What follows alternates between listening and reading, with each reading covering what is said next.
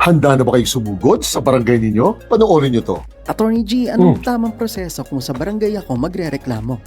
Ito ang tamang proseso. Una, file a complaint. Kung sa tingin ninyo ay sakop ng katarungang pambarangay ang isyong hinaharap ninyo, dumiretso na kayo sa opisina ng barangay chairman ninyo o kaya sa opisina ng lupon secretary sa inyo upang magreklamo. Pero kung hindi pa kayo sigurado kung sakop na nila ang inyong inirereklamo, panoorin nyo muna ang 2 videos ko tungkol sa bagay na ito. At kapag nasa opisina na ng barangay kayo, pwede nyo isulat ang reklamo ninyo o kung no read, no write kayo, pwede nyo rin itong ikwento at ipasulat na lang sa kanila ang sinasabi ninyo. Pangalawa, delivery of summons. Kapag natanggap na ng barangay chairman ninyo ang reklamo mo, magtatalaga na ngayon ang chairman ng takdang araw at oras kung saan magkikita kayo at ang inirereklamo mo sa kanyang opisina mismo. At magpapadala siya ngayon ng liham sa inirereklamo mo upang siguradong sisipot ito. At ang pangatlo, mediation by the barangay chairman. Kapag nagkita-kita na kayo sa opisina ng barangay chairman ninyo, obligasyon na ngayon ng chairman na pagkasunduin kayo. At pwede niya kayong ipatawag ng hanggang ilang beses para dito.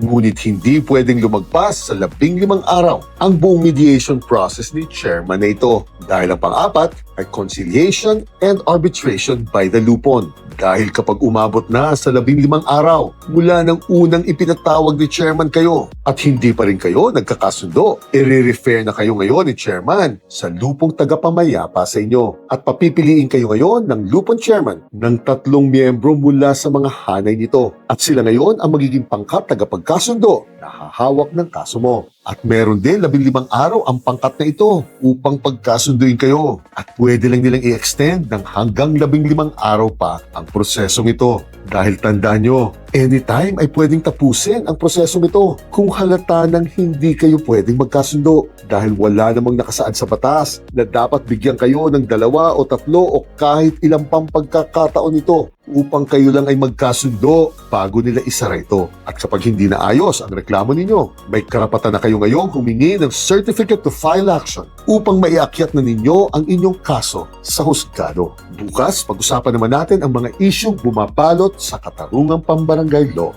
Gine.